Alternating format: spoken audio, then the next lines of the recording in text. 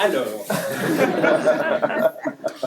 il ne vous échappera pas, je pense, qu'après ces sympathiques tableaux académiques, nous avons quelque chose qui relève de l'authentique chez eux.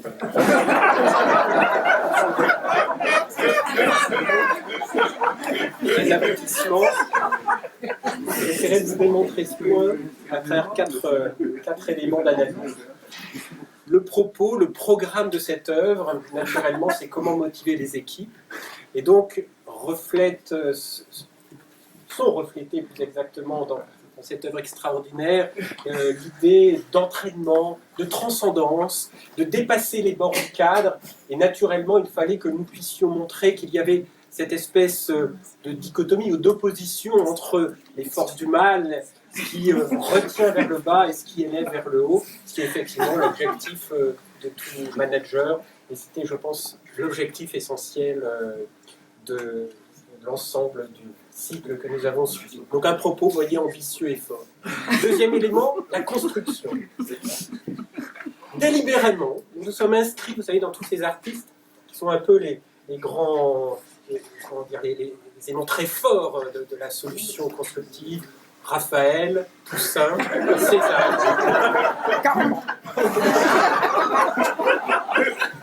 Cette construction, elle apparaît à l'évidence, bien qu'elle soit d'une subtilité extraordinaire. Vous voyez, on part de la poubelle, des éléments noirs, vers la transcendance, c'est-à-dire notre Zuman, qui n'est pas le chef, mais qui est très exactement cette idée que pour aller de l'avant, eh bien, il faut véhiculer des valeurs fortes, des valeurs motivantes.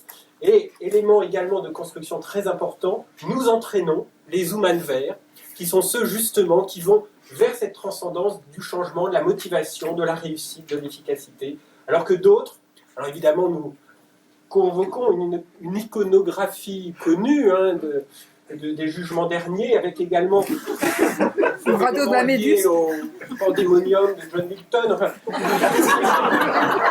l'influence que nous avons, que nous revendiquons.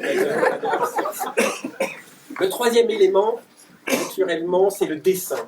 Quelqu'un tout à l'heure, de manière, je pense, assez ironique, a parlé d'impressionnisme. Pas du tout.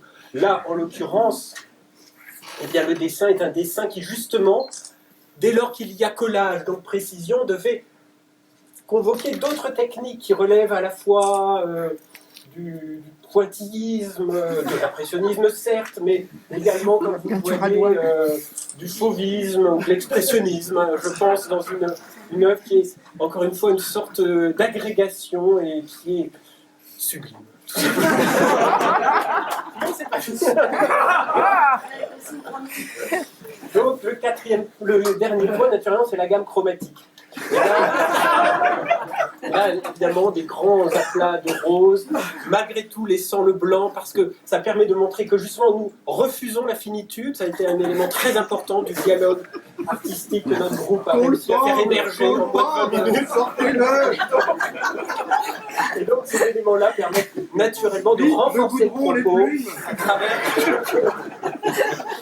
Voilà, donc je sens déjà que les génies sont méconnus. Voilà. Le chef-d'œuvre est là.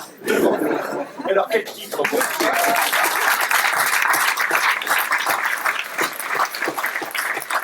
La force de la motivation.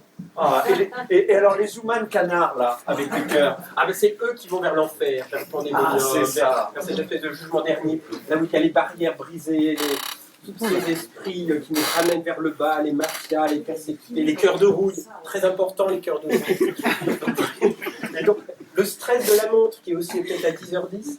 Ah oui, c'est 10h10. Donc non, c'est quelque chose qui est quand même un vrai aboutissement. Merci.